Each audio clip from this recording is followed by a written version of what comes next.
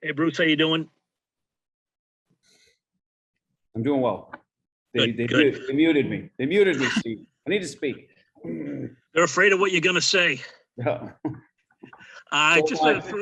So am I some days. Anyway, go ahead. Just a check on personnel. Everybody ready to go? That was at practice yesterday? No. And McAvoy ready? Yeah, McAvoy will not play. He's got a lingering issue from last weekend that he played through the other night, but I don't think it's long-term. It's not COVID. It's lower body.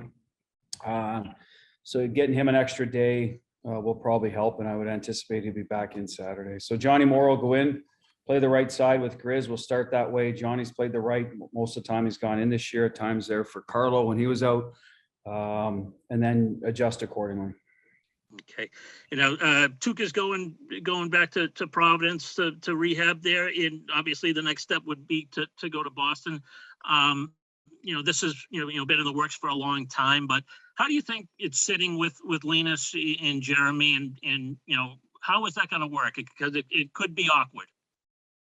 Yeah, the obvious is that this is a world-class goalie that's getting closer and closer, but the timeline is, Steve, we sat down with Jeremy and Linus at the start of the year before opening night, kind of spelled out what Tuukka's plan would be here. And the focus was on Ullmark and Swayman first. They were Boston Bruins. Tuukka is a great pro and was going to use the facility and rehab and see where it led. He had a timeline I think everyone was aware of, including those two, that he may or may not come back and play. So they knew from day one. They've been working the net together in practice. I can't say enough about all three of them. Tuukka's been a real pro. At first, he was in here early, gone before most of the guys came in. He did not want to be a distraction, but eventually he needed to get live shots. So we worked that out. He'd be the third goalie in the net. So I think they've all got sort of their workload. Goalie Bob's done a good job balancing that, putting our two guys first and then getting Tuukka's work. So now we're getting closer. He did sign a PTO. He's going to go to Providence, play Friday, see how that works out. Obviously, he's been cleared medically to play, which is a great sign. The next step is getting himself ready to be an NHL goaltender again. So step one will be in Providence. So from there, we'll see what happens. I can't predict that. He's got to sign a contract, and then we'll make our decision. We know we have an option with Swayman. I mean, that's out there, that he does not need waivers.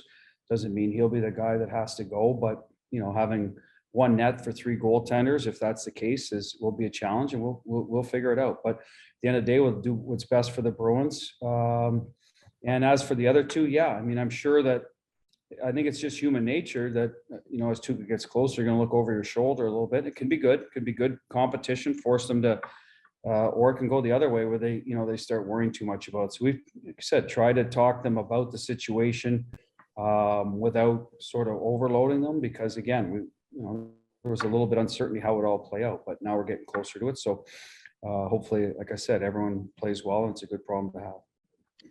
Thank you. Yeah. Matt Porter.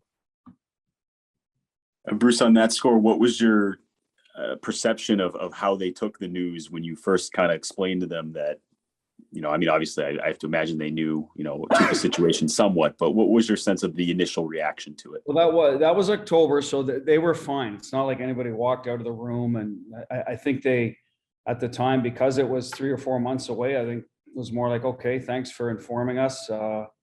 We're up to speed, but we got to get our game ready, I think is how they both looked at it. I think Swayman obviously had a relationship with Tuukka last year, was good.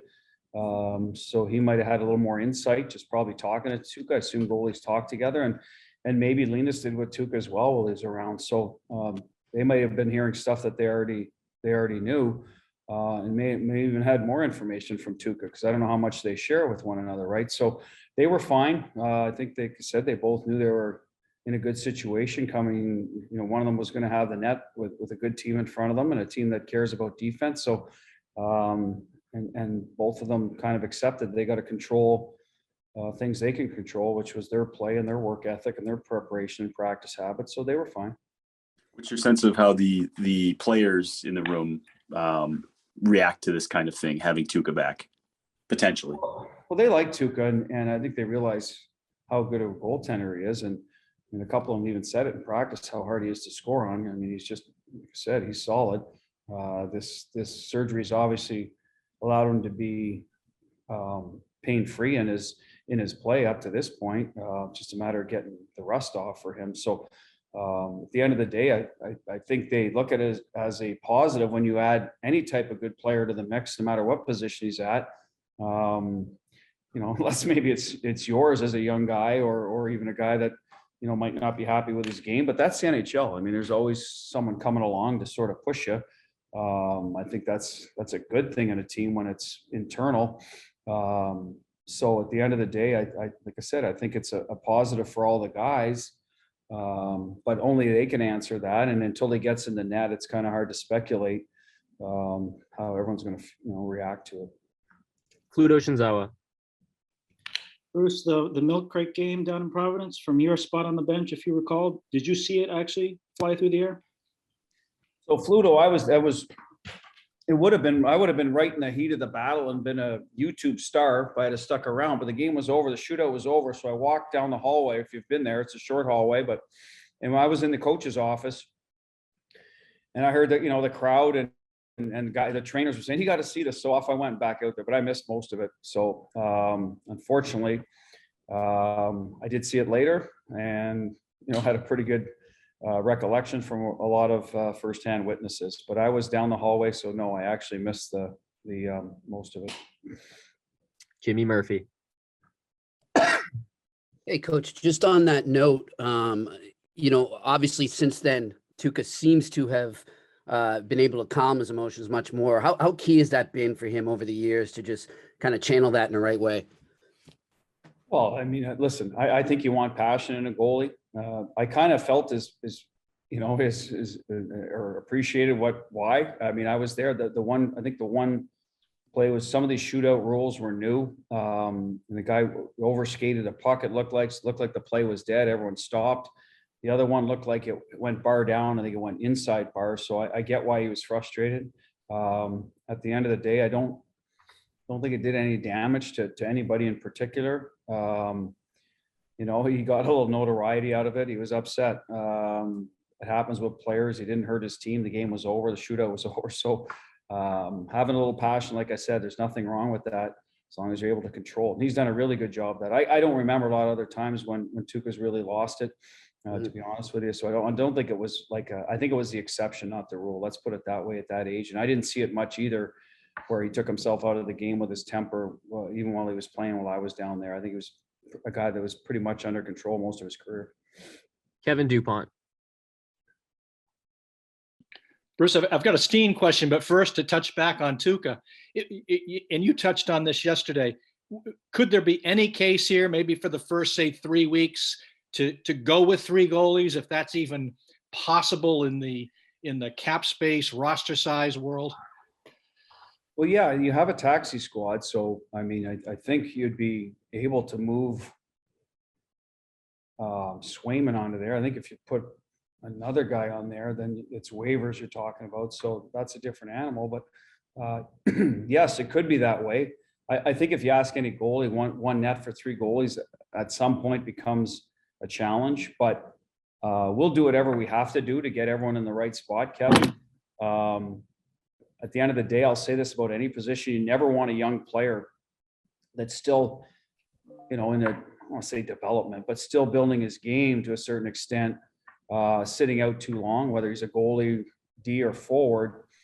So we have to manage that if it does become Swayman.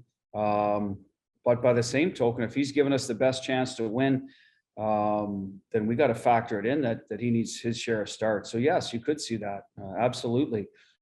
And then hopefully we get in a position where we can manage it the way we best see fit with a couple of guys. But like I said, now we're kind of reading the tea leaves there. So like I said, I don't know how it'll play out once we get going. But at the end of the day, I know we have. Tuukka's got to play, right? But I'm assuming he'll find his form. We got three pretty good goaltenders to choose from. So I think that's a good problem to have. And on Steen, we're no longer in the room, so that's where this question comes from. Someone posted a picture online of him the other day or yesterday. Most incredible legs I've ever seen for a hockey player. Something right out of a Popeye movie. So I thought a little bit of Martin St. Louis, same size, same lower body mass and strength. Have you seen that translate, that strength to his game in terms of maybe possession of the puck, drive to the net, any of that? I like that description, Kevin. We got to get you guys back in the room though, because, but he's a stout player. He's stocky, right? I mean, he's a shorter guy, but he's not light per se weight wise, but yeah, he's got powerful legs. It's made up for probably, some of the other areas physically that he doesn't have, but he gets around the ice. He's powerful. He uses it well. So yeah, he's a sturdy guy, and I imagine makes him even stronger to knock off the puck. And when he gets inside position, what I've liked about his game, Kevin, that could translate from your comment, is that he's able to get inside guys in a hurry and got low center of gravity and get his shot off. And that's probably a combination of A, willingness, B, powerful sort of core, and a good first step, kind of like Marchand, right? There's some similarities. He's not, he's starting his career, whereas Marshy's well into it and an elite player, but Marshy had some of those attributes when he was younger. Marshy was, much more of a guy that would stir the pot, but you know what? Oscar's in there, and he's annoys people too. He's not afraid of any situation. So that would be the similarity in terms of how they can play the game and be successful offensively, is using their stature to their advantage. It reminds me really that strength is a skill, isn't it? I mean, I know that's obvious, but it seems a lot of people miss the obvious on that. Yeah, and not everyone will use it to their advantage the right way. I mean, you see a lot of players throughout the league that are strong or powerful skaters aren't able to get inside, and some of that's willingness. I think is just some of it's hockey IQ. There's different ways to categorize it, but yeah, the guys that do tend to get a few more opportunities. You always think of those big guys getting inside, but there's lots of smaller guys throughout the league. You use St. Louis, I use Braden Point, that Mangiapane now in Calgary's done that well.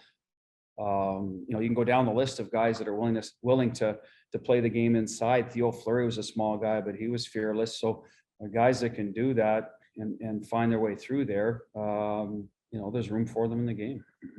Last question, Joe Haggerty.